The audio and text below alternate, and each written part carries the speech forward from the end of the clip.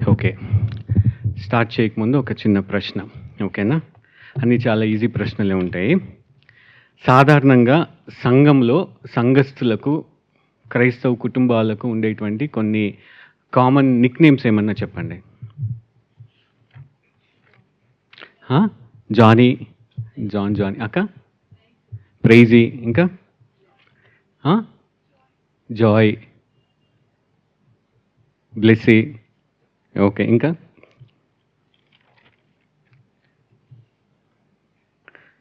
అంతేనా? ఓకే. ఇవి తల్లిదండ్రులు లేకపోతే అమ్మమ్మ, నాన్నమ్మలు పెట్టే పేర్లనమాట. కానీ సంఘస్థులు కూడా సంఘస్థులకి పేర్లు పెడతారు. అవునా కాదా?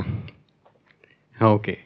సో, అట్లాంటిది ఫేమస్‌గా ఉండేటువంటి ఒక పేరేంటిది అనంటే సీతయ్య, లేకపోతే సీతమ్మ. తెలుసా సీతయ్య అంటే ఎవరు? ఆ? తను చెప్పిందే వేదము. ఎవ్వరి మాట వినడు. ఓకేనా? అటువంటి సీతయ్యలకు, సీతమ్మలకు వాళ్ళని ఒప్పించి క్రీస్తు మార్గంలో నిలబడుతూ ఒక మంచి క్రైస్తవుడిగా ఉండడానికి దేవుడు సంఘములో కొంతమందిని ఎన్నుకుంటాడు. వాళ్ళకి ఒక వరాన్ని ఇస్తాడనమాట. ఆ వరాన్ని ఈరోజు మనం ధ్యానిద్దాము. ఓకేనా? అర్థమవుతుంది కదా? అంటే వాళ్ళకే కాదు, వాళ్ళకి కూడా అని అర్థమవుతుంది కదా? అటువంటి వరం గురించి మనం ధ్యానిద్దాం. ఏమన్నా గెస్ చేస్తారా వరం ఏంటిదో? పరిశుద్ధాత్మ దేవుని వరము, లేకపోతే దేవుని కృపావరము. ప్రీచింగ్, విధేయత, పేషెన్స్, కరెక్షన్, కన్విక్ట్ చేయడము, ఇంకా గిఫ్ట్ ఆఫ్ ఎగ్జార్టేషన్, లేకపోతే హెచ్చరించటము, బుద్ధి చెప్పటము, ప్రోత్సహించటము అనేటువంటి పరిశుద్ధాత్మ దేవుని వరం గురించి ఈరోజు మనము ధ్యానిద్దాం. ఓకేనా? సరే, నైస్. యాక్చువల్గా నాకు చిన్న చిన్న ఫీడ్బ్యాక్ వచ్చిందనమాట. మీరు నా గురించి ఎప్పుడైనా ప్రేయర్ చేసినప్పుడు వాటిని జ్ఞాపకం చేసుకునండి. ఒక్కొక్కసారి నేను వాక్యం చెప్పేటప్పుడు అర్థమైందా, ఓకేనా, వెళ్దామా అనేటువంటి మాటలు ఒక్కొక్కసారి రిపీటెడ్గా చెప్తా ఉంటాను. వాటి నుంచి నేను బయటికి రావాలన్నమాట. ఓకేనా? సరిగ్గా క్లియర్గా కమ్యూనికేట్ చేస్తూ మధ్య మధ్యలో ఇటువంటి ఆపుకోవడానికి మీరు జ్ఞాపకం చేసుకోండి నన్ను ప్రేయర్లో. సరేనా? మనము ధ్యానించేటువంటి అంశము ఏంటిది అని అంటే దేవుని కృపావరముల గురించి మనము ధ్యానిస్తూ ఉన్నాము. దాంట్లో ప్రాముఖ్యంగా మనం ఏం చూసామనంటే అసలు కృపావరం అంటే ఏంటి అన్న విషయానికి వచ్చినప్పుడు పరిశుద్ధాత్మ దేవుడు తన చిత్తానుసారము, తన ఇష్టానుసారము సంఘ క్షేమాభివృద్ధి కొరకు తను పంచి పెట్టడం జరిగిందనమాట సంఘస్థులకు. సంఘంలో ఉన్న వారిటువంటి ఆ యొక్క మంచితనాన్ని బట్టి, వారికి ఉన్నటువంటి అర్హతలను బట్టి దేవుడు ఆ యొక్క కృపావరాలని ఇవ్వలేదు, అనుగ్రహించలేదు. తన చిత్తానుసారము తనకిష్టమైన వారికి ఇది ఇవ్వాలి, అది ఇవ్వాలి అని తను నిర్ణయించుకొని ఇచ్చాడు. ఓకేనా? అది కూడా మనము గమనించామన్నమాట.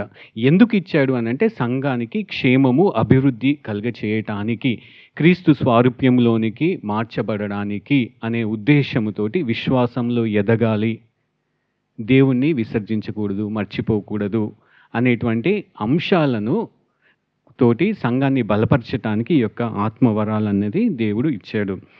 ఇవి వ్యక్తుల ఘనత కోసము కానివ్వండి, లేకపోతే వ్యక్తుల జీవనాధారం కోసం కానివ్వండి, ఇవి అనుగ్రహించబడలేదు. మనం చాలా బాధాకరమైనటువంటి విషయం ఏంటంటే ఈ కాలంలో గనక మనం చూసినట్లయితే ఇది ఒక జీవనాధారంగా లేకపోతే గొప్ప పేరు కోసమో ఘనత కోసమో వాటిల్ని ఉపయోగించడం జరుగుతూ ఉంటుందన్నమాట. గమనించాలి. సంఘ క్షేమాభివృద్ధి కొరకు మాత్రమే ఇవి ఇవ్వబడ్డాయి. మనకు అర్హత ఉందని కాదు, మనకి సామర్థ్యం ఉందని కాదు, కానీ తన చిత్తానుసారముగా తను మనకు ఆ సామర్థ్యాన్ని, ఆ ఎబిలిటీని కలుగచేస్తాడు, ఆ నైపుణ్యతని దేవుడు కలుగచేస్తాడు. అది అంశాన్ని మనం చూసాం. అయితే చివరిసారిగా మనము 2 ఆత్మ వరాలని మనము ధ్యానించాము.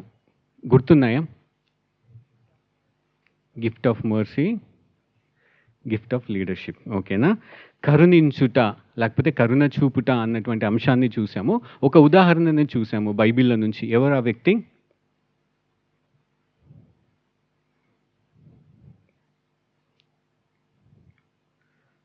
ఆ పేరు గలటువంటి వ్యక్తి మన సంఘంలో కూడా ఉన్నారు. గుర్తుపెట్టుకోవాలి. ఓకేనా? సిస్టర్ మేరీ నవ్వుతా ఉన్నారనమాట. ఎందుకంటే తను కనెక్ట్ చేసుకోగలిగారు. వాళ్ళ సిస్టర్ పేరు తబితా సిస్టర్. డోర్కా లేకపోతే తబిత అనేటువంటి శిష్యురాలు ఎవరైతే ఉన్నారో తను ఈ యొక్క ఆత్మవరము కలిగి విధవరాన్లకి సహాయము చేస్తూ వారి యొక్క పరిస్థితుల నుంచి బయటికి తీసుకురావడానికి తను ఎంతగానో శ్రమ పడ్డారనమాట. ఓకేనా? ఆ యొక్క ఉదాహరణను చూసాము. దాంతోపాటు నెక్స్ట్ వరము ఏది గమనించామంటే నాయకత్వము లేకపోతే పై విచారణ చేయటము. ఆ పై విచారణ చేయటం అన్న విషయంలో అన్నీ మర్చిపోయినా సరే ఒకటి గుర్తుపెట్టుకోమన్నాను. ఏంటిది ఆ మాట అంటే, నాయకత్వము అంటే డిక్టేటర్షిప్ కాదు, డైరెక్టర్షిప్. ఓకేనా? అంటే ఒక నియంత్రత్వము తోటి ప్రవర్తించేటువంటి వ్యక్తి కాదు, కానీ మార్గదర్శకత్వము చూపించేటువంటి వ్యక్తి. సినిమాలో డైరెక్టర్ గుర్తుపెట్టుకోండి, లీడర్ అంటే. ఓకేనా? అందరితో కలిసి పని చేస్తూ ఒక మంచి మూవీ తీయాలి. సంఘంలో భిన్నమైనటువంటి వ్యక్తులు ఉంటారు, భిన్నమైనటువంటి వరములు కలిగిన వాళ్ళందరినీ ఒక తాటికి తీసుకొచ్చి మనము ముందుకు వెళ్ళాలి, దేవునిలో ఎదగాలి అనేటువంటి నాయకుడిగా ముందుండి నడిపించేటువంటి వ్యక్తి అని గమనించాము. ఓకేనా? సో ఈరోజు అంశం ఏంటిది? హెచ్చరించుట లేకపోతే బుద్ధి చెప్పుట అనే పరిశుద్ధాత్మ వరము గురించి మనము నేర్చుకుందాము. ఓకేనా? రైట్. ఓకేనా అని మళ్ళీ అన్నాను, నేను మర్చిపోవాలి. గుర్తుపెట్టుకోండి, నేను చెప్పే కొద్దీ మీరు కూడా ప్రార్థిస్తూ ఉండండి. అందరూ దయచేసి నాతోటి పౌలు రోమీయులకు రాసినటువంటి పత్రిక 12వ అధ్యాయము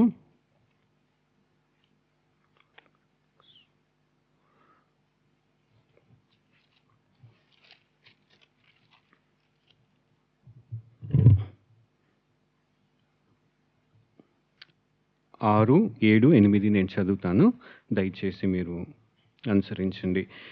మనకు అనుగ్రహింపబడిన కృప చొప్పున వెవ్వేరు కృపావరములు కలిగిన వారమై ఉన్నాము గనుక, ప్రవచన వరమైతే విశ్వాస పరిమాణము చొప్పున ప్రవచింతుము, పరిచర్య అయితే పరిచర్యలోను, బోధించువాడైతే బోధించుటలోను, హెచ్చరించువాడైతే హెచ్చరించుటలోను పని కలిగి ఉందుము. పంచిపెట్టువాడు శుద్ధ మనస్సుతోనూ, పై విచారణ చేయువాడు జాగ్రత్తతోనూ, కరుణించువాడు సంతోషముతోనూ పని జరిగింపవలెను. ఈ యొక్క చదివినటువంటి మాటల్లో ప్రాముఖ్యంగా మనము హెచ్చరించుట అనేటువంటి ఆత్మవరాన్ని ధ్యానిద్దాము. 8వ వచనంలో ఉంది, మొదటి భాగంలో. కొత్తగా వచ్చిన వాళ్ళకి ఏం చేస్తున్నామంటే కింద నుంచి పైకి వెళ్తున్నాము. పైనుంచి ఆత్మవరాల లిస్ట్ని ధ్యానించట్లేదు, కానీ లాస్ట్ టైం ఏం చేసామంటే కరుణించుట, అది 8వ వచనము చివరిలో ఉంది. తర్వాత పై విచారణ, ఈ రెండు కూడా కింద ఉన్నాయి అన్నమాట. సో కింద నుంచి పైకి వస్తున్నాము. సరే, హెచ్చరించుట అనే పదాన్ని లేకపోతే అనే వరాన్ని మనము ఫస్ట్ ఏం చేస్తామంటే నిర్వచిద్దాం. ఓకేనా? ఈ యొక్క సారాంశాన్ని లేకపోతే ఈ యొక్క మెసేజ్ని, అంశాన్ని 5 భాగాలుగా ధ్యానిస్తామన్నమాట. మొదటిది ఏంటిదనంటే అసలు ఈ హెచ్చరించుట అనేటువంటి ఆత్మ వరము అంటే ఏంటి, దాన్ని నిర్వచిద్దాము. దాంతోపాటు హెచ్చరించుట అనే దానికి ఆధారం ఏంటిది, పునాది ఏంటి, మూడవది కొన్ని ఎగ్జాంపుల్స్, సాధారణంగా హెచ్చరించుట లేకపోతే బుద్ధి చెప్పుట అనేటువంటి వివరాలు కొన్ని మనము ఉదాహరణలతోటి గమనిద్దాము. నాలుగవదిగా బైబిల్లో హెచ్చరించుట లేకపోతే హెచ్చరించువారుగా పేర్కొనబడినటువంటి కొంతమంది వ్యక్తులను మనము ధ్యానిద్దాము, వాళ్ళు ఎలాగా పరిచర్య చేశారు అనేటువంటి అంశాన్ని. చివరిగా ఈ యొక్క హెచ్చరించుట అనేటువంటి ఆత్మవరము కలిగిన వాళ్ళు ఎప్పుడైతే దాన్ని ఉపయోగిస్తారో దాని ప్రభావము ఏ విధముగా వ్యక్తుల పట్ల, సంఘం పట్ల ఉంటుందో మనం ధ్యానిద్దాం. ఓకేనా? 5 పాయింట్స్ ఈజీగా రిమెంబర్ చేసుకోవడానికి. మొదటిది, హెచ్చరించుట అనే దాన్ని ఒకవేళ మనము నిర్వచించాలంటే ఏ విధంగా నిర్వచించవచ్చు? సాధారణంగా మనకి హెచ్చరించటము, బుద్ధి చెప్పటము అనేటువంటి మాట అస్సలు పడదు. అదేదో చాలా చెడు మాటగా మనం చూస్తూ ఉంటాం అన్నమాట. అర్థమవుతుంది. ఆ మాట వినగానే నేను సరి చేసుకోవాల్సింది ఏంటి? ఏం లేదు గదా! అది వేరే వాళ్ళకి అనేటువంటి ఆలోచన మనకి వస్తా ఉంటది. మనకే తెలుసు మనం ఎంత సీతయ్యలమో, ఎంత సీతమ్మలో. ఇది గుర్తుపెట్టుకోండి. అర్థమవుతుందా? చాలా మొండిఘటాలు అని అంటా ఉంటారనమాట. బయటికి మాత్రము ఓకే. సరే అన్న, సరే అక్క అంటాం గానీ, వాళ్ళు చేసేది వాళ్ళే చేస్తా ఉంటారనమాట. మనం గూడా అలాగే ఉంటాము. అర్థమవుతుంది. ఇటువంటి వారి కోసము ఎలాగా చెప్పాలి అని ఆలోచన చేసినప్పుడు నిర్వచనానికి వెళ్తే, ఇది పరిశుద్ధాత్మ దేవుడు కొంతమందికి ప్రత్యేకముగా ఇవ్వబడినటువంటి సామర్థ్యము. ఓకేనా? అది ఒక క్యాపబిలిటీ ఆర్ ఎబిలిటీ. అది పరిశుద్ధాత్మ దేవుడి ద్వారా ఇవ్వబడుతుంది. ఈ ఇవ్వబడిన వారు ఏం చేస్తారంటే, బలహీనులుగా ఉంటూ, విశ్వాసంలో తడబడుతూ, ధైర్యము చెడిన వారిని బలోపేతము చేయటానికి వీరు ఉపయోగపడతారనమాట. వీరిని బలోపేతం చేస్తూ, దేవుడు కోరుకునే విధంగా వీరిని ప్రోత్సహిస్తూ, లేకపోతే పురిగొల్పుతూ ఉంటారు. లేకపోతే ప్రేరేపిస్తూ ఉంటారనమాట. సో, కృంగి ఉన్న వారిని, లేకపోతే నిరాశకు గురైన వారిని, నిరుత్సాహంతో ఉన్నవారిని పైకి లేవడానికి ఓదార్పు కలుగచేస్తూ ఉంటారు. ఇందాక మనము పాటలో చూసుకున్నాం గదా! కృంగి ఉన్న వేళలో పైకి లేవనెత్తితివి. ఆ యొక్క క్రియ దేవుడు ఎలా చేస్తాడు అనంటే, ఈ యొక్క పరిశుద్ధాత్మ వరము కలిగిన వారిని మన సన్నిధానమునకు నడిపించి, వారి చేత మనతోటి దేవుడు మాట్లాడుతూ ఉంటాడు. ఇదే విషయం కాకుండా బుద్ధి చెప్పుట అనంటే, పరిశుద్ధతలో ఎదగకుండా పవిత్రమైనటువంటి జీవితాన్ని విడిచి అనైతికంగా జీవించే వాళ్ళు కూడా సంఘంలో కొన్నిసార్లు ఉంటారనమాట. వారికి బుద్ధి చెప్పి మంచి మార్గములో పెట్టడానికి, సరిచేయడానికి, వాక్యపు వెలుగులో వారి యొక్క జీవితాలను పరిశీలించుకొని, సరిచేసుకొని, మార్పు చెందటానికి కూడా వీళ్ళు సహాయపడుతూ ఉంటారనమాట. మనకి ప్రాముఖ్యమైనది ఏంటిదేనంటే, వీళ్ళు చెప్పడం కాదు, బోధించడం కాదు. చెప్తూ, బోధిస్తూ ఉన్నప్పుడు, వింటున్నప్పుడు కార్యసిద్ధి కూడా కలుగుతుందనమాట. అంటే ఆ విన్న మాటల్ని నేను ఆచరణలో పెట్టాలి, నేను ఒక ముందడుగు వేయాలి, ఒక క్రియ చేయాలి అనేటువంటి అంశాన్ని వీళ్ళు కేంద్రీకరిస్తారనమాట. అది వీళ్ళ యొక్క ఫోకస్. ఇప్పుడు మార్నింగ్ మనకి వర్షిప్ ఎగ్జార్టేషన్ అని ఉంటుంది కదా! ఆ వర్షిప్ ఎగ్జార్టేషన్ యొక్క ప్రాముఖ్యత ఏంటి? లేకపోతే దాన్ని ఎందుకు చేస్తామనంటే, వాక్యాన్ని వివరించడానికి కాదు. అది ప్రాముఖ్యమైన ఉద్దేశ్యము కాదు. వాక్యాన్ని వివరిస్తూ, ఆ వివరించినటువంటి వాక్యాన్ని హృదయాన్ని తట్టుతూ, ఆ ప్రేరేపణ కలగడము. నేను ఇప్పుడు దేవుణ్ణి ఆరాధించాలి. ఆ వాక్యానికి కనెక్ట్ అవుతూ. అర్థమవుతుంది కదా! వివరించడము కాదు. ఆ వర్షిప్ ఎగ్జార్టేషన్ అంటే వివరించి ఇతరులను పురిగొల్పటము ఆరాధనకు. అది అర్థం చేసుకోండి. అంటే ఒక యాక్ట్, పక్కన వాళ్ళు యాక్ట్ చెయ్యాలి. చెప్పిన తర్వాత ఒక క్రియ చేయాలి. ఆ కార్యసిద్ధి కలుగచేయటము అన్నది ప్రాముఖ్యమైనటువంటి అంశము హెచ్చరించుటలో. ఇంకోటి ఏంటిదనంటే, సాధారణంగా మనము ఫీల్ గుడ్ అనుభూతి అన్నది ఎప్పుడైనా విన్నారా? ఎవరైనా మాట్లాడినప్పుడు ఫీల్ గుడ్ అంటే, నేను ఎంత మంచివాడినో, దేవుడు నన్ను ఇంతలా ప్రేమిస్తున్నాడా, ఓ ఇంత గొప్పదా దేవుడి ప్రేమ అని అక్కడితో ఆగిపోరు. అది ఫీల్ గుడ్ అనుభూతి, ఆ ఫ్యాక్టర్ అన్నమాట. దానికి అంత గొప్పలా దేవుడు నన్ను ప్రేమిస్తే నేను ఇప్పుడు ఏం చేయాలి అనేటువంటి ఆలోచన కలగచేస్తూ ఒక కార్యం చేయడానికి, ముందడుగు వేయడానికి వీళ్ళు ప్రోత్సహిస్తూ ఉంటారు. అక్కడితో ఆగిపోరు.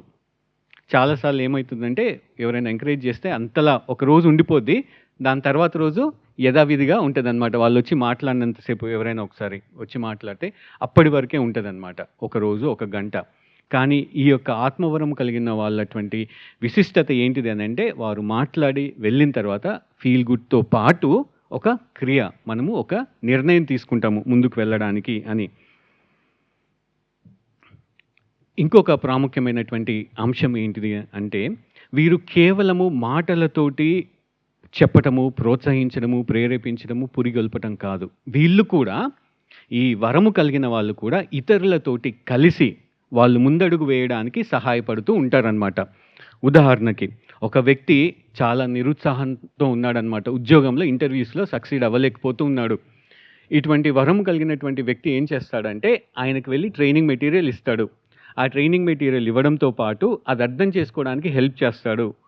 సమయాన్ని వెచ్చించడానికి హెల్ప్ చేస్తూ ఉంటాడనమాట. అంటే వారితో పాటు కూడా కలిసి పని చేయడము, సమయాన్ని గడపడం అనేది జరుగుతుంది. ఎవరికి? ఈ యొక్క విశిష్టత ఎవరికి ఉంది? గిఫ్ట్ ఆఫ్ ఎంకరేజ్మెంట్, లేకపోతే హెచ్చరించుట, బుద్ధి చెప్పుట అనేటువంటి వరము కలిగిన వాళ్ళు కేవలము నోటి మాటలతోనే కాకుండా చేతులలో కూడా సహాయం చేస్తారు. వాళ్ళతో పాటు సహాయం చేస్తూ వాళ్ళని ముందుకి నడిపిస్తూ ఉంటారనమాట. ఓకేనా? ఒకానొక మాట ఉపయోగించాలంటే ట్రైన్ చేస్తూ ఉంటారు అనుకోండి. ఓకేనా? అటువంటి అర్థము వచ్చేది హెచ్చరించుట లేకపోతే బోధించుట. ముఖ్యంగా మనం గమనించుకోవాల్సింది నోటి మాటతోటే కాదు, వాళ్ళు కార్యాచరణలో మనతో పాటు కూడా ఉండి మనల్ని ముందుకి నడిపిస్తూ ఉంటారు. అదొకటి. వారు చెప్పినప్పుడు ఖచ్చితంగా మనము ఒక కార్యము చేయడానికి పురిగొల్పబడతాము అనేటువంటి అంశం కూడా మీరు జ్ఞాపకం చేసుకోనండి. దీంట్లో 2 ప్రాముఖ్యమైనటువంటి విషయాలు ఏంటిది అనంటే, బుద్ధి చెప్పడము, దేవుడి మార్గంలో విడిచి పరిశుద్ధతలో ఎదగకుండా ఉన్న వాళ్ళని బుద్ధి చెప్పి సరిచేయడం అనేది ఒక అంశం అయితే, విశ్వాసంలో బలహీనపడుతూ శ్రమలు వచ్చినప్పుడు దేవుడి మీద సందేహాలు పెంచుకున్నటువంటి వాళ్ళని ప్రోత్సహించి ముందడుగు విశ్వాసంలో బలపరచడానికి ముందుకు తీసుకెళ్ళడం. ఇవి 2 ప్రాముఖ్యమైనటువంటి అంశాలు. ఒకవేళ మీరు కేటగరైజ్ చేయాలి అని అనుకుంటే వీటిని అర్థం చేసుకుందాం. సెకండ్ పాయింట్ ఏంటిది అని అంటే, ఈ యొక్క హెచ్చరించుట లేకపోతే బోధించుట అన్నదానికి పునాది ఏంటిది అని గమనించినట్లయితే, పునాది వాక్యము, హితబోధ. అంటే వాళ్ళు ఎందుకు చెప్తున్నారు, ఎలా చెప్తున్నారు, వీటిలన్నిటికీ ఆధారము దేవుని యొక్క వాక్యము. నేను మీకు ఈజీగా అర్థం అవ్వడానికి ఒక ఉదాహరణ చెప్తానన్నమాట. అత్తా కోడళ్ళు ఉన్నారు. ఓకేనా? అత్తా కోడళ్ళల్లో సాధారణంగా ఏంటిదనంటే, అత్త కోడలికి సలహాలు ఇస్తూ ఉంటుంది, సూచనలు ఇస్తూ ఉంటుంది, ఎంకరేజ్ చేస్తూ ఉంటుంది. ఇది చెయ్యి, అది చెయ్యి, అలా చెయ్యి అని చెప్పేసి. ఓకేనా? అయితే తను చేసేటువంటి హెచ్చరికల్లో కానివ్వండి, బుద్ధి చెప్పడంలో కానివ్వండి, ఒక చిన్న మర్మం కూడా ఉంటుందన్నమాట. అంటే కొడుకు కాపురము బాగుండాలి, వృధా కాకూడదు, తను కష్టార్జితము అన్నటువంటి ఉద్దేశము కాకుండా ఇంకొకటి ఏంటిది అనంటే, తన కూతురు అక్కడ ఇబ్బంది పడుతుంది, ఆ అత్త వాళ్ళని ఇబ్బంది పడుతుందని చెప్పేసి, నా కూతురు అంతగా కష్టపడుతుంటే నా కోడలు మాత్రం సుఖంగా ఉండాలా అన్నటువంటి ఉద్దేశంతో ప్రతిసారి ఏదో ఒకటి గుచ్చి చెప్పడమో, సలహాలు ఇవ్వడమో, ఇది చెయ్యి, అది చెయ్యి, అలా పెట్టుకో స్టవ్ని. నిన్న కూడా బ్రదర్ ఎగ్జాంపుల్ ఇచ్చాడు కదా, ఒక ఎగ్జాంపుల్. అంటే ఇక్కడ బుద్ధి చెప్తా ఉన్నారు, సలహాలు ఇస్తూ ఉన్నారు, సూచనలు ఇస్తూ ఉన్నారు, ప్రోత్సహిస్తూ ఉన్నారు అనమాట. కానీ ఉద్దేశం మాత్రము వేరు. సంఘంలో కూడా సీతయ్యలు ఎలాగుంటారో, సీతమ్మలు ఎలాగుంటారో, ఉచిత సలహాలు ఇచ్చేవాళ్ళు కూడా చాలామంది ఉంటారనమాట. ఎవరు ఎప్పుడు ఎక్కడ కనపడినా సరే అది చెయ్యి, ఇది చెయ్యి, ఇలా ఉన్నావు, అలా ఉన్నావు, అట్లా వర్కౌట్ అవ్వదు, ఇలా చెయ్యి. అంటే వాళ్ళకి ఆ వరం ఉన్నా లేకపోయినా సరే వాళ్ళు ఏంటంటే, అది మంచి పేరు కోసమో తెలియదు, లేకపోతే నాకు జ్ఞానం ఉందని తెలియపరచుకోవడానికో తెలియదు, కానీ అలవాటు ఉంటుందన్నమాట వాళ్ళకి. కానీ నిజమైనటువంటి కృపావరము కలిగినటువంటి వ్యక్తి దేవుని వాక్యానికి అనుగుణంగా ఆ వాక్యపు వెలుగులో ఒక వ్యక్తిని చూసి వాళ్ళ మీద ప్రేమతోటి, ఇది చాలా ప్రాముఖ్యమైనది, సరిచేయడము, హెచ్చరించడం. కానీ వాళ్ళ యొక్క ఉద్దేశం ఏంటిదనంటే ప్రేమ, దేవుని యొక్క ప్రేమ వాళ్ళని ప్రేరేపిస్తూ ఉంటుంది. వాళ్ళని సరిచెయ్యి, వాళ్ళతో మాట్లాడు, వాళ్ళు విశ్వాసంలో దిగజారిపోతూ ఉన్నారు, అయ్యో ఎట్లా, నాకు వాళ్ళ మీద ఇంత గొప్ప ప్రణాళిక ఉన్నది, వాళ్ళు అర్థం చేసుకోలేకపోతూ ఉన్నారు. ఈ విషయాలన్నీ కూడా మోటివేట్ చేస్తాయన్నమాట. పౌలు ఏం చెప్తాడంటే, తను సువార్త పరిచర్యటానికి ముందుకు వేయడానికి ఏమి నడిపిస్తుంది అని అంటే ఆయన ఏం చెప్తాడంటే దేవుని యొక్క ప్రేమ. ఈరోజు వాక్యంలో కూడా మనము చూసామన్నమాట. అదేవిధంగా వీళ్ళకి కూడా ఈ కృపావరము, హెచ్చరించుట, బుద్ధి చెప్పుట అనేటువంటి వరము కలిగిన వాళ్ళు కూడా దేవుని యొక్క ప్రేమ వాళ్ళని ప్రేరేపిస్తుంది. వెళ్ళి వాళ్ళని సరిచేయి, వాళ్ళని హెచ్చరించు, వాళ్ళని ధైర్యపరచు. అంతేగాని వీళ్ళు ఏదో చెప్పాలి కదా, చేయాలి కదా, అందరూ చెప్తా ఉన్నారు, చెప్పే వాళ్ళకి గౌరవిస్తారు అనేటువంటి దురుద్దేశంతో కాకుండా వాళ్ళు విశ్వాసంలో ఎదగాలి అనేటువంటి ప్రాముఖ్యమైనటువంటి ఉద్దేశంతో మాత్రమే ఇది చేస్తారనమాట. ఇది రెండవ అంశము. మూడో అంశం ఏంటిది అంటే హెచ్చరించుట లేకపోతే బుద్ధి చెప్పుట అనేటువంటి కొన్ని ఉదాహరణలను మనము ఆలోచించినప్పుడు అది బాగుగా అర్థమవుతుంది మనకి. ఫస్ట్ బుద్ధి చెప్పుట అంటే ఏంటో ఆలోచిద్దాము. బుద్ధి చెప్పుట అంటే ఒక విద్యార్థి ఉన్నాడు అనుకోండి, ఒక స్టూడెంట్ ఉన్నాడు. ఆ స్టూడెంట్ ఏంటంటే చదువు మీద ఫోకస్ చేయకుండా ఎంటర్టైన్మెంట్ మీద కానివ్వండి, లేకపోతే త్రోవ తప్పి తిరుగుతున్నాడు అనుకో, అటువంటి వ్యక్తికి వెళ్ళి బుద్ధి చెప్పడము, చదువుకోకపోతే ఏం జరుగుతుంది, చదువుకుంటే ఏం జరుగుతుంది, వాక్యానుసారంగా దేవుడు జ్ఞానం ఇస్తాడా, ఎవరిని హెచ్చిస్తాడు అనేటువంటి అంశాలని వెళ్ళి బుద్ధి చెప్పడము అనేది ఒక ఉదాహరణ. అదే రీతిగా తల్లిదండ్రులకు అవిధేయతగా ఉన్నాడు అనుకోండి, అదే బిడ్డ వెళ్ళి వాళ్ళకు కూడా చెప్పడము, తల్లిదండ్రులని గౌరవించు, వాళ్ళకి విధేయత చూపించు. ఇది ఇంకొకటి. ఇంకొక బుద్ధి చెప్పుట అనే దానికి ఉదాహరణ ఏంటంటే, కొంతమంది క్రైస్తవ్యంలో కూడా బాధ్యతారహితముగా, అంటే బాధ్యతను విస్మరించి మరచిపోయి వారి ఇష్టానుసారంగా జీవిస్తూ ఉంటారు. ఫర్ ఎగ్జాంపుల్, పిల్లల చదువుని ఫోకస్ చేయకుండా, భార్యను చూసుకోకుండా, ఎక్కువగా వాళ్ళు విచ్చలవిడిగా జీవిస్తూ వ్యసనాలకి, బానిసత్వంలోనికి వెళ్ళిన వారిని కూడా బుద్ధి చెప్పడము, అంటే వాక్యపు వెలుగులో. ఇంకొక ఉదాహరణ ఏంటిదనంటే, విశ్వాసంలో ఉంటూ సండేస్ ఏంటిదనంటే దేవుని రక్షకుడిగా అంగీకరించినా సరే, స్నేహితులతోటి ఎక్కువ ఎంజాయ్మెంట్ చేయడానికో కానివ్వండి, లేకపోతే ఏదైనా వ్యసనాలకి, పోర్నోగ్రఫీ ఇటువంటి వాటికి బానిసత్వంలోనికి వెళ్ళి సంఘ ఆరాధనకి కానివ్వండి, ఫెలోషిప్కి రారు.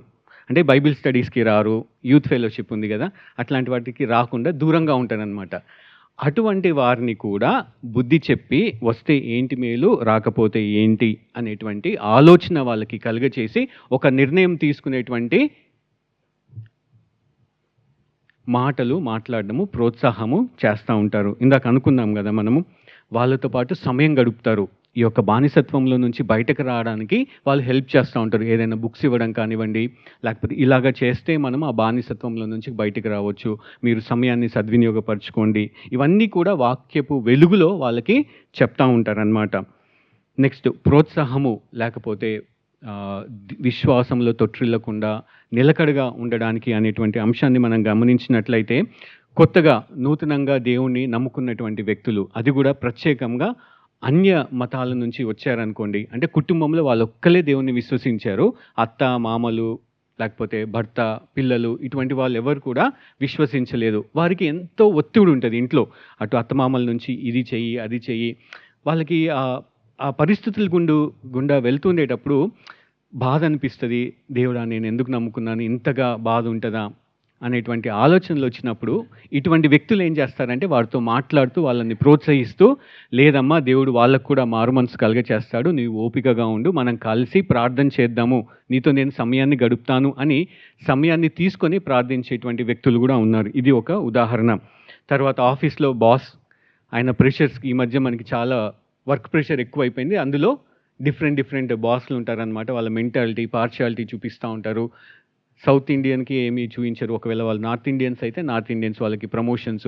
అంటే మనం ఎంత కష్టపడుతున్నా సరే ప్రతిఫలం లేకుండా ఉన్నప్పుడు చాలా నిరుత్సాహంతో నేను ఉద్యోగం మారాలా ఏంటి అనేటువంటి పరిస్థితుల్లో ఉన్నప్పుడు ఇటువంటి కృపావరము కలిగినటువంటి వ్యక్తి వాళ్ళ దగ్గరికి వచ్చి, ఇది ఇలా చెయ్యి, ఇలాగైతే బాగుంటుంది అని ఆ యొక్క జ్ఞానాన్ని చెప్తూ, బోధిస్తూ, హెచ్చరిస్తూ ముందుకి తీసుకెళ్తూ ఉంటారనమాట. అనారోగ్య పరిస్థితి, తర్వాత ఆర్థికంగా ఇబ్బంది కలిగి ఉన్నప్పుడు కూడా సరే, ఏది ప్రాముఖ్యము, మనకి దేవుడు స్వస్థతనిచ్చేస్తాడు అని చెప్పడు, ఓకేనా. దేవుని మీద నమ్మకం పెట్టేసుకొని నీకు బాగైపోతుంది అనడానికంటే, ఆ పరిస్థితుల గుండా ధైర్యంగా వెళ్ళడానికి నీకు సహాయం చేస్తాడు, నిన్ను బలపరుస్తాడు అనేటువంటి దేవుడి మీద నమ్మకాన్ని కలుగచేస్తూ, చాలా ప్రాముఖ్యమైనది ఒకటి గుర్తుపెట్టుకోవాల్సింది ఏంటంటే, ఈ ఎంకరేజ్మెంట్ చేసేటప్పుడు కానీ, హెచ్చరించేటప్పుడు, బుద్ధి చెప్పేటప్పుడు తమ సామర్థ్యం మీద తమ నిలబడాలి అన్నదానికంటే దేవుడి మీద ఆధారపడడము వాళ్ళు నేర్పిస్తూ ఉంటారు. అర్థమవుతుందా? అది చాలా ప్రాముఖ్యము. ఇవి కొన్ని ఉదాహరణలు. సో ఇప్పటిదాకా మనం ఏం గమనించామనంటే, హెచ్చరించుట, బుద్ధి చెప్పుట అనే దాన్ని నిర్వచించాము, ఓకేనా. దానికి ఆధారము ఏంటిదో మనము గమనించాము. పునాది ఏది, ఫౌండేషన్, దేని ఆధారం చేసుకొని వాళ్ళు హెచ్చరిస్తారు, బుద్ధి చెప్తారని. తర్వాత కొన్ని ఉదాహరణలు చూసామన్నమాట. అర్థం అవ్వడానికి కోసం నేను ఇది చెప్తా ఉన్నాను. 4వ అంశము చాలా ఇంట్రెస్టింగ్ టాపిక్. ఏంటిది అని అంటే, హెచ్చరించుట అనే వరము కలిగినటువంటి వ్యక్తుల గురించి చూద్దాం మనం. ఓకేనా అని నేను అన్నాను, ఓకేనా, అనకూడదు. సరే, ఈ సమయంలో మనము ఒక ఉదాహరణను చూద్దాము. నిన్న మెంటల్ హెల్త్ సెషన్‌లో ఏం చెప్పారనంటే, నీవు బాగుపడాలి అనంటే, నీ లోపం ఏంటో, తప్పేంటో సెల్ఫ్ అవేర్‌నెస్ అనేది చాలా ఇంపార్టెంట్ అనమాట. ఈ అవేర్‌నెస్ నాకు దేవుడు కలిగించి ముందుకు తీసుకెళ్తా ఉన్నాడు. ఏంటి? ఇలా అనడము, నేను చేసే తప్పుల్ని నాకు దేవుడు చూపిస్తా ఉన్నాడు. All right. ఎవరు జ్ఞాపకం వస్తున్నారు మీకు? గిఫ్ట్ ఆఫ్ ఎంకరేజ్‌మెంట్ లేకపోతే కృపావరము కలిగినటువంటి వ్యక్తి అనగానే బైబిల్‌లో మనకి ఎవరు జ్ఞాపకం వస్తారు? పౌలు, బర్నబాస్. సో, ఈ సమయంలో మనము బర్నబాస్ గురించి ఒకసారి చూద్దామన్నమాట. ఓకేనా? అపోస్తుల కార్యములు 4వ అధ్యాయము 36-37. Acts chapter 4, 36 and 37. నేను చదువుతాను, మీరు గమనించండి.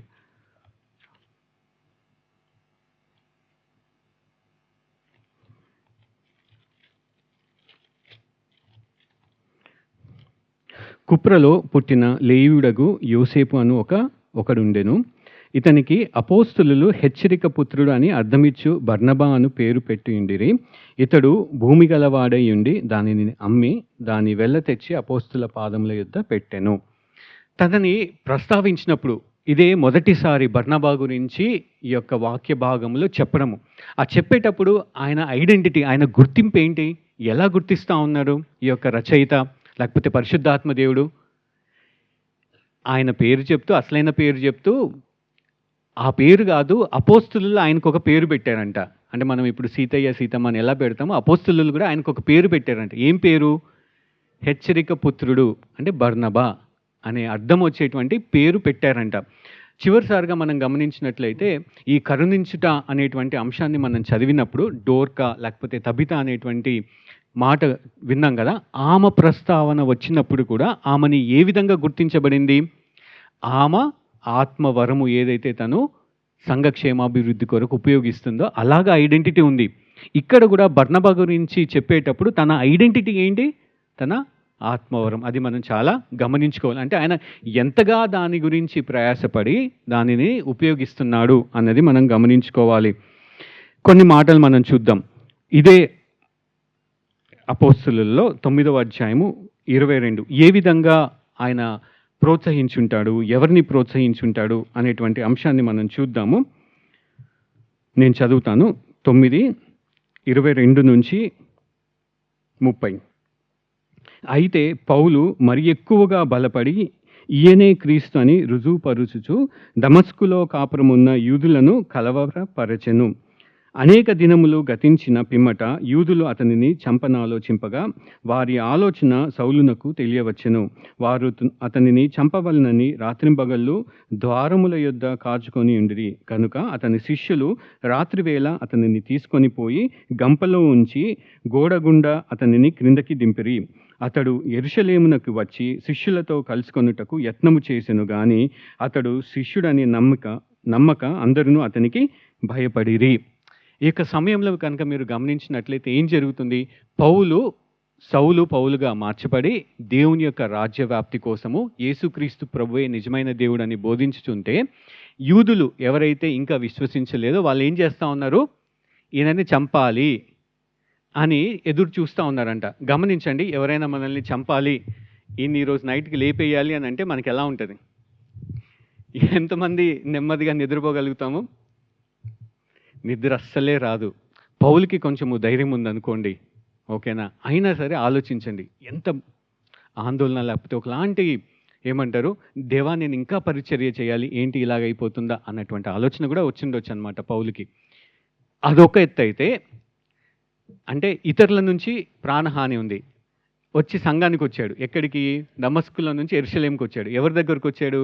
శిష్యుల దగ్గరకు వచ్చారు. ఇప్పుడు శిష్యులు ఏంటి? ఈయనకు భయపడతా ఉన్నారు. వామో, ఆయనతో కలిసి పనిచేయడమా, నా వల్ల కాదు, పరిచర్యకి తీసుకెళ్లాలా, మార్నింగ్ నేను రాను, నీకు ధైర్యం ఉంటే నువ్వు వెళ్ళు. ఆయన మారాడో లేదో. అలా ఒకళ్ళు మనల్ని ప్రశ్నిస్తున్నారనుకోండి, నిజంగా ఈయన నమ్మాడా లేదా అని ప్రశ్నిస్తే ఆ మాట కూడా ఎంత మనకి బాధ కలిగి ఉంటుంది అనమాట. ఇటువంటి పరిస్థితుల్లో ఆయనకి ఒక ప్రోత్సాహుడిగా ఎవరు వస్తారో? బర్నబా వస్తాడు. బర్నబా వచ్చి ఆ పెద్దలందరితో, తర్వాత వచనాలు కనుక మనం చదివినట్లయితే వాళ్ళందరినీ కన్విన్స్ చేస్తాడు, ఒప్పింపజేస్తాడు. దేనికి? పౌలుతోటి కలిసి పనిచేయడానికి. సో అటు పెద్దల్ని ఒప్పించాడు, సంఘస్థులని ఒప్పించాడు. పౌలు కూడా ధైర్యం కలిగజేసి ఏం చేస్తా ఉన్నాడు, పరిచర్యలో ముందుకి తీసుకెళ్తా ఉన్నాడు. ఇక్కడే కాదనమాట, అంతియోకులో కూడా క్రైస్తవులని స్థిరపరచడానికి ఏం చేస్తాడంటే బర్నబాని పంపిస్తే బర్నబా సౌలు లేకపోతే పౌలు ఎక్కడ ఉన్నాడని వెతికి ఆయన్ని కూడా తీసుకొచ్చి మన ఇద్దరము కలిసి పని చేద్దాము అంటే ఇతరులకు కూడా ఏం చెప్తున్నాడు, ఈయన మారు మనసు పొందాడు, ఈయన పాత మనిషి కాదు. ఒకరి మీద మనకు ఒక అభిప్రాయం పడింది అనుకోండి, అది మార్చడానికి చాలా కష్టతరము. అంటే బర్నబా ఎంతలాగా వాళ్ళని ఒప్పించుంటాడు, బుద్ధి చెప్పుంటాడు, అర్థమవుతుంది కదా. అప్పుడు పౌలు కూడా తన పరిచర్యలో ముందుకెళ్ళిపోయాడు, అర్థమవుతుంది కదా. సరే, పౌలు విషయంలో ఈయన హెల్ప్ చేశాడు. ఇంకా మన ఫ్రెండ్ దగ్గరికి వెళ్దాము ఇప్పుడు. మన ఫ్రెండ్ ఎవరు? పౌలుకి బర్నబాకి ఎవరి వల్ల కొంచెము మనస్పర్ధలు వచ్చినాయి? John Mark. Very good. So John Mark దగ్గరికి వెళ్దామన్నమాట. చాలా మంచి ఇంట్రెస్టింగ్ క్యారెక్టర్, మనకి చాలా దగ్గరగా ఆయన ఎక్స్పీరియన్స్ ఉంటుంది అనమాట. అపోస్తుల కార్యములు 13:4-5.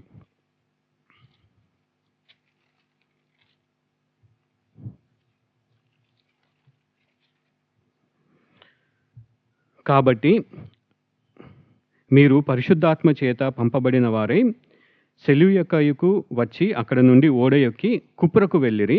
వారు సలమీలో ఉండగా యూదుల సమాజ మందిరములలో దేవుని వాక్యము ప్రచురించుచుండిరి. యోహాను వారికి ఉపచారము చేయువాడై ఉండెను. అంటే ఇక్కడ ఏంటంటే పౌలుకి బర్నబాకి ఒక హెల్పర్గా ఎవరు వచ్చారంటే పరిచర్యలోకి జాన్ మార్క్. మన మార్కు సువార్త ఉంది కదా, ఆ రచయిత అనమాట. ఓకేనా, అది రాసినటువంటి వ్యక్తి. ఆ జాన్ మార్క్ ఈ పరిచర్యలో ఏం చేస్తున్నాడు, ఇప్పుడు పాలిభాగస్తులు అవుతా ఉన్నాడు అనమాట. ఒక ఉపచారకుడుగా లేకపోతే ఒక హెల్పర్గా స్టార్ట్ అయ్యాడు. ఈ పరిచర్యలో స్టార్ట్ అయిన తర్వాత అప్పుడు జాన్ మార్క్కి అర్థమైంటుంది. ఏమర్థమైంటుంది? పరిచర్య అంటే ఎంత సులువైనదో, దేవుడు చాలా మనకి క్షేమం అనుగ్రహిస్తాడు, ఏం రాదు అని అనుకున్నాడేమో.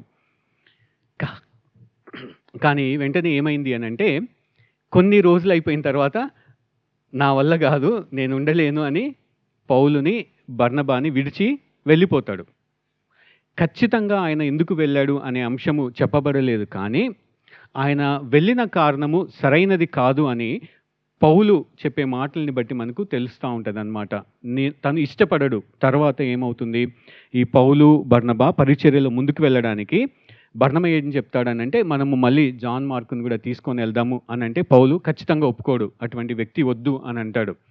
నేను అనుకోవడం ఏంటిది అని అంటే హోమ్ సిక్ అనుభవం ఎంతమందికి ఉంది ఇక్కడ? ఏం జరుగుద్ది హోమ్ సిక్కి? కాలేజ్కి వెళ్తాం మనము. కాలేజ్కి వెళ్ళిన తర్వాత 20-30 డేస్ తర్వాత వాళ్ళు హోమ్ సిక్ హాలిడేస్ ఇస్తారు. ఎందుకు? ఇల్లు గుర్తొస్తూ ఉంటుంది. అక్కడ తిన్నటువంటి ఫుడ్ ఎంత రుచికరమైన ఫుడ్డో, ఎంత మంచిగా పడుకొని సౌకర్యము సుఖము ఉంటుంది. హాస్టల్లోకి వెళ్ళగానే ఇవన్నీ ఏమవుతాయి, కట్ అవుతాయి అన్నమాట. సో అప్పుడు మనసుకి ఇబ్బంది పడుతుంది, తట్టుకోలేము, భరించలేము. అటువంటి పరిస్థితి బర్నబా ద్వారా, పౌలు ద్వారా ఈ జాన్ మార్క్కి ఎదురైండొచ్చు అని నేను నమ్ముచున్నాను అనమాట. Homesick. ఎందుకంటే ఆ కొద్ది రోజుల్లోనే ఈ 13వ అధ్యాయము మొదట్లో అవుతుంది, తర్వాత 13వ అధ్యాయము 13-14 నేను క్లుప్తంగా చదువుతాను మళ్ళీ ఒకసారి. అది తరువాత పౌలును అతనితో కూడా ఉన్నవారును ఓడ ఎక్కి పాపు నుండి బయలుదేరి సంపూలియాలో ఉన్న పెర్గేకు వచ్చిరి. అచ్చట యోహాను వారిని విడిచిపెట్టి యెరూషలేమునకు తిరిగి వెళ్ళెను. ఇంకెళ్ళిపోయాడు అనమాట. నా వల్ల కాదు, వీళ్ళతో ఉంటే ఎప్పుడు ఎవరు మమ్మల్ని అటాక్ చేస్తారో తెలియదు, ఎప్పుడు ఫుడ్ తింటామో తెలియదు, ఎప్పుడు నిద్రపోతామో తెలియదు, ఇంత కష్టమా పరిచర్య అనుకొని ఏం చేశాడు, కొంచెం విశ్వాసంలో సన్నగిల్లి వెళ్ళిపోయాడు. వెళ్ళిపోయినటువంటి వ్యక్తిని మళ్ళా తిరిగి బర్నబా ఏం చేస్తాడనంటే నువ్వు నాతో పాటు రా అని పరిచర్యలో ముందుకు తీసుకెళ్తాడు. ఓకేనా, ఇది సెకండ్ ఎగ్జాంపుల్. ఇంకొక ఎగ్జాంపుల్ నేను చెప్పట్లేదు, అంటే సంఘాన్ని మనందరము 1వ తెస్సలోనిక పత్రిక బైబిల్ స్టడీ అయిపోయింది కదా. ఆ బైబిల్ స్టడీలో మనం ఏం చూస్తామనంటే పౌలు తిమోతిని ఎవరికి దగ్గరికి పంపిస్తాడు, తెస్సలోనిక సంఘానికి పంపిస్తాడనమాట. ఎందుకు పంపిస్తాడు అని అంటే తెస్సలోనిక సంఘంలో ఈ అబద్ధ బోధకులు కానివ్వండి, వాళ్ళు శ్రమలు వస్తూ ఉన్నప్పుడు ఆ విశ్వాసములో నుంచి తొట్టిల్లిపోతారో అనేటువంటి భయముతోటి, ఆందోళనతోటి పౌలు ఏం చేస్తాడు, ఈ తిమోతిని వాళ్ళని ఎంకరేజ్ చేయడానికి, ప్రోత్సహించడానికి, మీరు విశ్వాసంలో స్థిరంగా ఉండండి, మీకేం కాదు, ఈ శ్రమల వల్ల మనకి ఇబ్బంది కలగదు, శ్రమల గుండానే మనము విశ్వాసంలో ఎదగాలి అన్నటువంటి మాటల్ని పౌలు తిమోతి ద్వారా పంపిస్తాడు. తిమోతి వెళ్ళి వాళ్ళని ఎంకరేజ్ చేస్తాడు. అర్థమవుతుందా? ఇదందరూ ధ్యానించాం కదా, మనము ధ్యానించాము, రైట్. సరే, దాని తర్వాత ఇంకొక ఎగ్జాంపుల్ చూద్దాము. ఇంకొక ఎగ్జాంపుల్ ఏంటిదనంటే పౌలు తిమోతిని ఎంకరేజ్ చేయడము, ఈ అంశం కూడా ఉంటుందన్నమాట. ఎలాగా వివరించబడింది అనంటే నేను క్విక్గా చదువుతాను. 2వ తిమోతి పత్రిక 3-8. నా ప్రార్థనల యందు ఎడతెగక నిన్ను జ్ఞాపకము చేసుకొనుచు నీ కన్నీళ్లను తలచుకొని నాకు సంపూర్ణ ఆనందము కలుగుటకై నిన్ను చూడవలెనని రేయింబగళ్ళు ఆపేక్షించుచు నీ యందున్న నిష్కపటమైన విశ్వాసమును జ్ఞాపకము చేసుకొని నా పితురాచార ప్రకారము నిర్మలమైన మనస్సాక్షితోనూ నేను సేవించుచున్న దేవుని ఎడల కృతజ్ఞతుడనై ఉన్నాను. ఆ విశ్వాసము మొదట నీ అవ్వ అయిన లోయిలోను నీ తల్లి అయిన యూనికేలోను వసించెను. అది నీ యందు సహవసించుచున్నదని నేను రూఢిగా నమ్ముచున్నాను. ఆ హేతువు చేత నా హస్త నిక్షేపణము వలన నీకు కలిగిన దేవుని కృపావరము ప్రజ్వలింపచేయవలనని నీకు జ్ఞాపకము చేయుచున్నాను.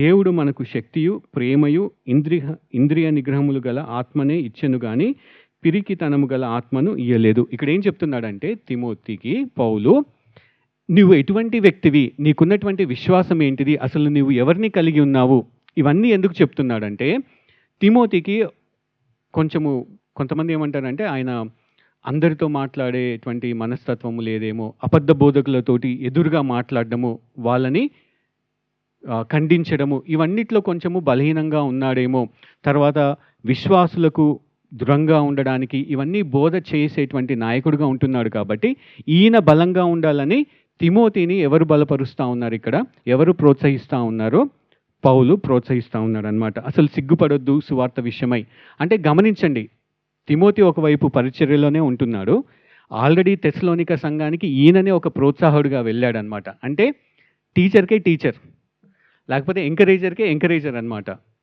ఆల్రెడీ తిమోతి ఒక ఎంకరేజర్ సంఘానికి, ఆ ఎంకరేజర్నే ఇంకా ఎంకరేజ్ చేస్తున్నది ఎవరు, పౌలు. అర్థమవుతుందా? కొన్ని ఉదాహరణలు మనం గమనించాము. సో చివరిగా ఇప్పుడు ఏంటంటే ఒక 10 నిమిషాల్లో మనం ముగిద్దాము. ప్రభావము, లాస్ట్ అంశం ఏమనుకున్నాం మనము, వీరి యొక్క ప్రభావము, ప్రోత్సహించినప్పుడు ఆ ప్రోత్సాహము పొందినటువంటి వ్యక్తి, లేకపోతే బుద్ధి చెప్పినప్పుడు ఆ సరి చేసుకున్నటువంటి వ్యక్తులు ఎలా జీవించారు అంటే, ముందుగా మన ఫ్రెండ్ అనుకున్నాం కదా జాన్ మార్క్, ఆయన గురించి 2వ తిమోతి 4:11 పౌలు ఏం చెప్తున్నాడు ఒకసారి చూద్దాం.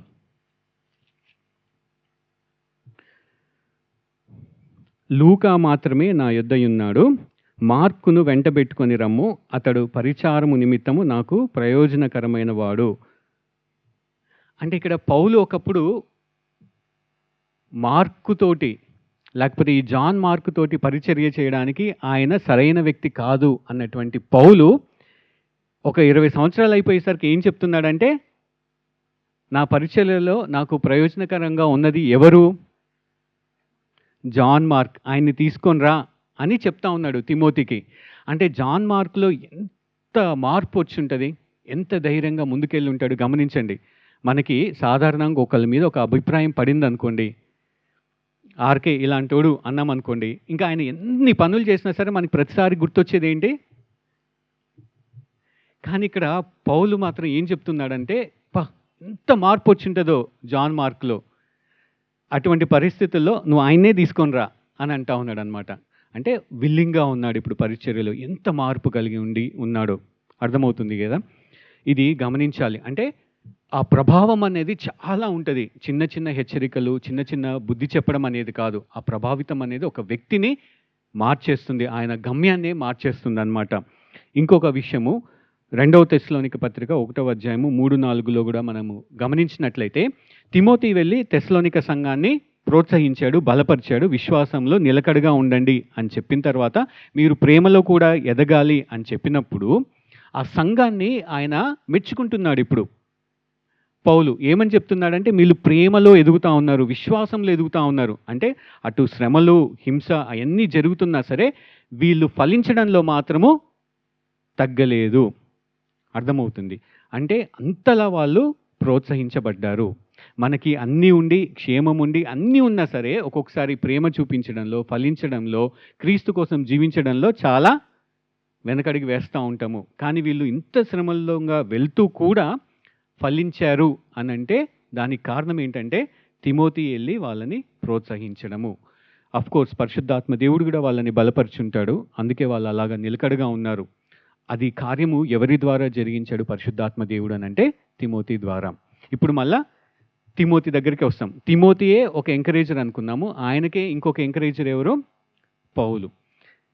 తిమోతికి ఇప్పుడు ఈ అబద్ధ ప్రవక్తల్ని ఎదుర్కో, నీకు పిరికిగల ఆత్మని దేవుడు ఇవ్వలేడు, ఇంద్రియ నిగ్రహము కలిగినటువంటి శక్తి కలిగినటువంటి ఆత్మని ఇచ్చాడు అన్నప్పుడు ఆయనలో చాలా మార్పు వచ్చి ఉంటుంది.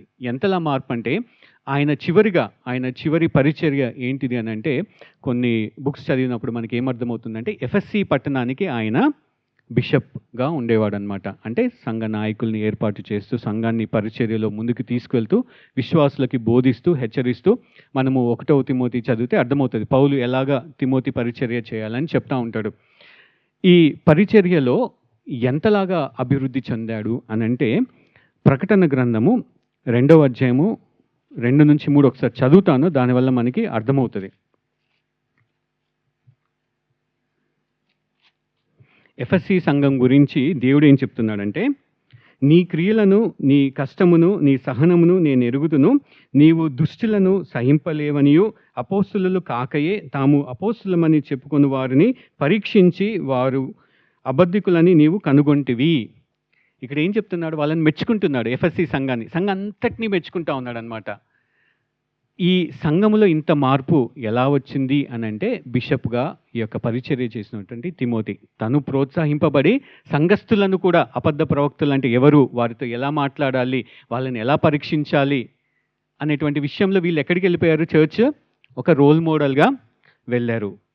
ఇంతలా తిమోతి మారాడు, తిమోతి సంఘాన్ని కూడా మార్చగలిగాడు. అంటే ఒక చిన్న హెచ్చరిక, ఒక చిన్న బుద్ధి చెప్పడము, ఆ ప్రోత్సాహము, ఆ పురిగొల్పడం అనేది ఎంత గొప్ప ప్రభావితము చూపిస్తుంది సంఘం పట్ల, వ్యక్తుల పట్ల.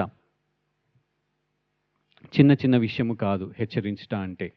మన జీవితాలను, మన గమ్యాన్ని దేవుని యొక్క ప్రణాళికలో నిలకడగా ఉండేటట్లు చేస్తుంది ఆ హెచ్చరిక, లేకపోతే హెచ్చరించుట అనేటువంటి ఆత్మ వరము కలిగిన వాళ్ళు. అయితే కొన్ని అంశాల్లో మనము క్లుప్తంగా అప్లికేషన్ ఏంటిది అన్నది ఆలోచిస్తే మొట్టమొదటిగా నాకు గుర్తొచ్చింది ఏంటిది అని అంటే, ఈ పౌలు చాలాసార్లు అందరికీ సంఘస్థులకి ఏం చెప్తాడంటే పరిశుద్ధాత్మ దేవుడు కూడా మనకి ఆదరణకర్తగా, ప్రోత్సాహకరంగా ఉండేటట్లు మనల్ని నడిపించేందుకు ఇవ్వబడ్డాడనమాట. అయితే విశ్వాసులు ఏం చేస్తూ ఉంటారంటే పరిశుద్ధాత్మ దేవుణ్ణి దుఃఖపరుస్తారు, లేకపోతే ఆయన్ని ప్రేరేపణని ఆర్పివేస్తూ ఉంటారనమాట. అది చెప్తాడు, అలా చేయకండి అనేటువంటి ఒక హెచ్చరిక చెప్తా ఉంటాడు. అదేవిధంగా క్రైస్తవ్యంలో కూడా ఎవరైనా మనల్ని హెచ్చరిస్తే, ఎవరైనా మన బుద్ధి చెప్పడానికి, సరిచేయడానికి మనల్ని అప్రోచ్ అయినప్పుడు మనం ఎలా ఉంటామనంటే ఈ దుఃఖపరిచే వారిలాగా, నువ్వెవరు నాకు చెప్పాల్సింది, చాలే చెప్పొచ్చావు, ఫస్ట్ నీ ఫ్యామిలీని, నీ పిల్లల్ని నువ్వు సరి చేసుకో, నా లైఫ్ బాగానే ఉంది అనేటువంటి రెస్పాన్స్ ఉండకూడదు అనేటువంటి అంశాన్ని మనము అర్థం చేసుకోవాలి. అంతేకాకుండా ఫీల్ గుడ్ అనుభూతితో ఎవరైనా మనల్ని హెచ్చరించినప్పుడు అక్కడితో ఆగిపోకుండా ఒక అడుగు ముందుకు వేయాలి. వాళ్ళు మనకి సహాయం చేస్తూ ఉంటారనమాట. ఈ బర్నబాని గుర్తింపు ఎలా ఉంది? ఆయనని ప్రస్తావన వచ్చినప్పుడు ఏమని గుర్తించారు? ఆ యొక్క ఆత్మవరమును బట్టి హెచ్చరిక పుత్రుడు అని.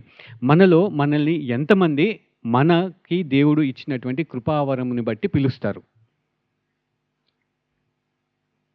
అంటే పలానా వ్యక్తి నువ్వు ఇట్లాగా అనేటువంటి ఆ గుర్తింపు, ఆ ఐడెంటిటీ ఏంటిది? మనకి సంఘంలో చాలా వేరే వేరే ఐడెంటిటీ కోసము మనము ప్రయాసపడుతూ ఉంటాం. కానీ దేవుడు మనకు అనుగ్రహించినటువంటి ఆత్మవరాన్ని ఎక్సర్సైజ్ చేస్తూ దాన్ని ఆ నైపుణ్యతలో ఎదగడం అనేది చాలా ప్రాముఖ్యము. దాని మీద ఫోకస్ చేయాలి. చాలామందికి ఏంటిదనంటే, దేవా నీ చిత్తము నా పట్ల ఏముంది అనేటువంటి ప్రశ్నతో దేవుడి దగ్గరికి వెళ్తూ ఉంటాము. కానీ దేవుడు ఏం చెప్తాడంటే, నేను నీకు ఇవ్వబడినటువంటి కృపావరాన్ని నువ్వు ఉపయోగిస్తున్నావా సంఘక్షేమాభివృద్ధి కొరకు? దాని పట్లే నీ దృష్టి ఉందా, లేకపోతే వేరే వాటి పట్ల ఉందా అనేటువంటి అంశాన్ని కూడా మనము జ్ఞాపకం చేసుకోవాలి. ఇంకొక అంశము ఏంటిది అనంటే, ఈ బర్నబాస్ పౌల్ని ఎంతలా ఎంకరేజ్ చేశాడు అనంటే, ఒకానొక సమయంలో బర్నబా ముందుండి పౌల్ని నడిపిస్తూ ఉన్నాడు. చివరిగా వచ్చేసరికి ఏమైపోయిందంటే, బర్నబా వెనక్కి వెళ్ళిపోయాడు. పౌలు ఏమైపోయాడు? ఒక గొప్ప లీడర్. అంటే ఆయనకి అసూయ, జెలసీ ఇటువంటివి ఏమీ లేవు.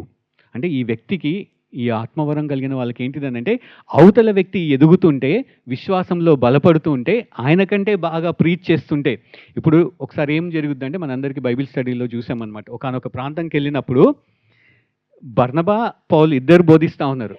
కానీ విన్న వాళ్ళకి ఏంటంటే, పౌలు బాగా గొప్పోడిగా అనిపించేసింది అనమాట. అంటే అటువంటి పరిస్థితులలో, అరే వీడిని అనవసరంగా నేను ట్రైన్ చేశాను, నాకు రావాల్సినటువంటి ఘనతని వీడికి వెళ్తుంది అనేటువంటి ఆలోచన బర్నబాకి రాలేదు. ఇది చాలా ప్రాముఖ్యము. ఎంకరేజ్ ఎంకరేజ్ చేస్తూ, ప్రోత్సహిస్తూ, పురిగొల్పుతూ వాళ్ళు అభివృద్ధి చెందుతూ ఉంటే దేవుని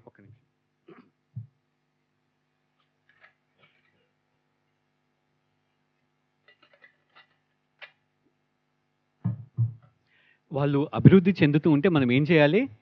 సంతోషించాలి, ప్రార్థించాలి. అటువంటి నేచర్ కూడా ఈ యొక్క పరిచర్య, ఈ యొక్క వరము కలిగిన వాళ్ళకి ఉంటుంది.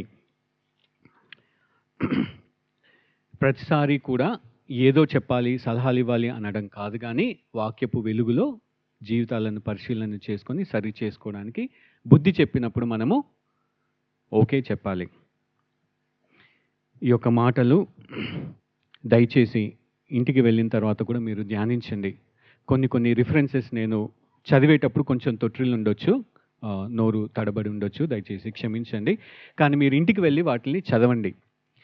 బర్నబా గురించి, తన పరిచర్య గురించి, పౌలు ఏ విధంగా తిమోతిని ప్రోత్సహించాడు, తిమోతి ఏ విధంగా ప్రతిస్పందించి, ఏ విధంగా మార్పు చెంది ముందుకు వెళ్ళాడు, ఇవన్నీ అంశాలు మనం గమనించినప్పుడు సంఘంలో ఈ యొక్క వరం అనేది ఎంత ప్రభావితం చూపిస్తుందో మన గమ్యాన్ని, దేవుడి యొక్క ఉద్దేశాలు మన పట్ల ఏవై ఉంటున్నాయో అవి ఖచ్చితంగా మనము నెరవేరుస్తాము. బుద్ధి చెప్పినప్పుడు తిరస్కరించకండి, ద్వేషించకండి. ఆ ద్వేషించే స్వభావం ఒక్కొక్కసారి రావచ్చు మనకి. అంటే నా మీద ఏదో దురుద్దేశంతో ఏం చెప్పాలో లేకుండా చెప్తున్నాడు, కానీ ప్రేమతో జరిగించేది ఈ యొక్క ఎంకరేజ్మెంట్, ప్రోత్సాహము, లేకపోతే పురిగొల్పటము. దయచేసి 2 నిమిషాలు మౌనంగా ఉండి విన్నటువంటి ఈ మాటలను మనము మరొకసారి మనసుకి ధ్యానం చేసుకుందాము, మరొకసారి మననను చేసుకుందాము.